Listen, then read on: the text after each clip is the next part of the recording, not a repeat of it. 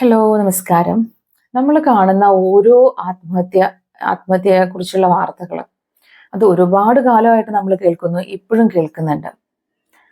പക്ഷേ ഇത്തരം വാർത്തകൾ വരുന്ന സമയത്ത് പൊതുവേ എല്ലാവരും പറയുന്ന കാര്യമാണ്, എന്തുകൊണ്ട് ഇവർ ഇത്രയും സഹിച്ച് സ്വന്തം ഭർത്താവിന്റെ കൂടെ നിന്നു, അല്ലെങ്കിൽ ഭർത്താവാണെന്നുണ്ടെങ്കിൽ പാർട്ട്ണർ ഭർത്താവാണ് ഇത് ചെയ്യുന്നതെങ്കിൽ എന്തുകൊണ്ടാണ് സഹിച്ചിട്ട് അവർ ഈ ഒരു റിലേഷൻഷിപ്പിൽ കണ്ടിന്യൂ ചെയ്യുന്നത്? ഇവർക്ക് ബുദ്ധിയില്ലേ? ഇവർക്ക് സ്വന്തമായിട്ട് ജീവിക്കാനുള്ള വിദ്യാഭ്യാസമില്ലേ? ജോലിയില്ലേ? എന്നിട്ടും ഇവിടെ കടിച്ചു തൂങ്ങി നിന്നത് എന്തുകൊണ്ടാണ്? അപ്പൊ ആ ഒരു ബന്ധം അവസാനിപ്പിക്കുന്നതിന് പകരമായിട്ട് അവര് സ്വന്തം ജീവൻ തന്നെ അവസാനിപ്പിക്കുക എന്നൊരു തീരുമാനത്തിലേക്ക് അവരെത്ര ബുദ്ധിമുട്ടിയിട്ടായിരിക്കും എത്തിയിട്ടുണ്ടായിരിക്കുക. എന്തിനാണ് അവരങ്ങനെ ചെയ്തത്? അപ്പോൾ അവർക്ക് പെട്ടെന്ന് അതിൽ നിന്ന് ഇറങ്ങി പോന്നൂടെ എന്നൊക്കെ പറയുമ്പോൾ ശരിയാണ്, മറ്റൊരാളുടെ ജീവിതത്തിൽ ഇങ്ങനെ ആയിക്കൂടെ, ഇങ്ങനെ ചെയ്തൂടെ എന്നൊക്കെ പറയുമ്പോൾ അഭിപ്രായം പറയാൻ ഇറ്റ് ഈസ് വെരി ഈസി. ഇപ്പോൾ നമ്മൾ ഫിലിമൊക്കെ കാണുമ്പോൾ അതിന്റെ ക്ലൈമാക്സ് ഇങ്ങനെ ആയിക്കൂടെ, അല്ലെങ്കിൽ അത് മറ്റൊരു തരത്തിൽ എങ്ങനെ ആയിരുന്നാൽ അത് അതിനേക്കാളും അത് ഗംഭീരമായിരിക്കും എന്നൊക്കെ അഭിപ്രായം പറയാൻ അത് വളരെ എളുപ്പമാണ്.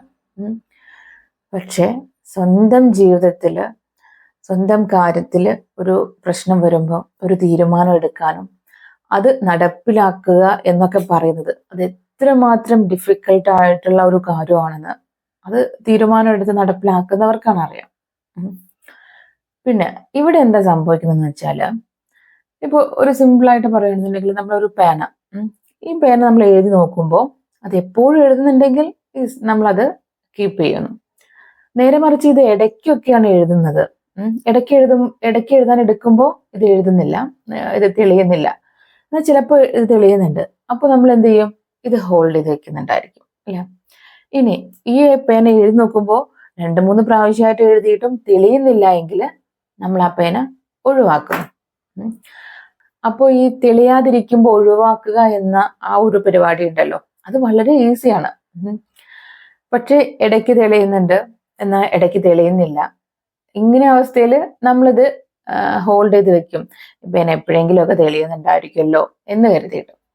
ഇതുപോലെയാണ് നമ്മുടെ ലൈഫിൽ നമുക്ക് ഒരുപാട് മോശാനുഭവങ്ങൾ തുടർച്ചയായി വന്നുകൊണ്ടിരിക്കുന്നു എങ്കിൽ വളരെ ഈസിയാണ് അത് ഒഴിവാക്കാൻ വേണ്ടിയിട്ട്.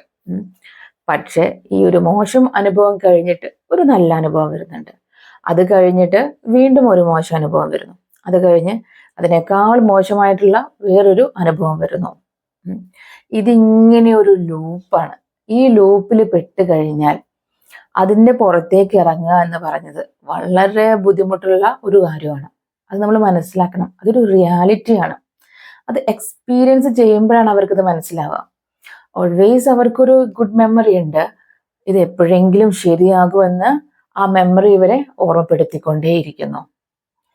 ഇത്തരം ലൂപ്പിൽ വന്നു കഴിഞ്ഞാൽ അവരുടെ അവർക്ക് ആ ഒരു ഡിസിഷൻ കപ്പാസിറ്റി വളരെ കുറവായിരിക്കും. എന്ത് ചെയ്യണമെന്ന് അറിയില്ല, കൺഫ്യൂഷനാണ്, അല്ലെങ്കിൽ അപ്പോൾ കുറച്ചൊരു ആശ്വാസം കിട്ടിക്കഴിഞ്ഞാൽ ഓക്കെ എന്നും പറഞ്ഞിരിക്കും.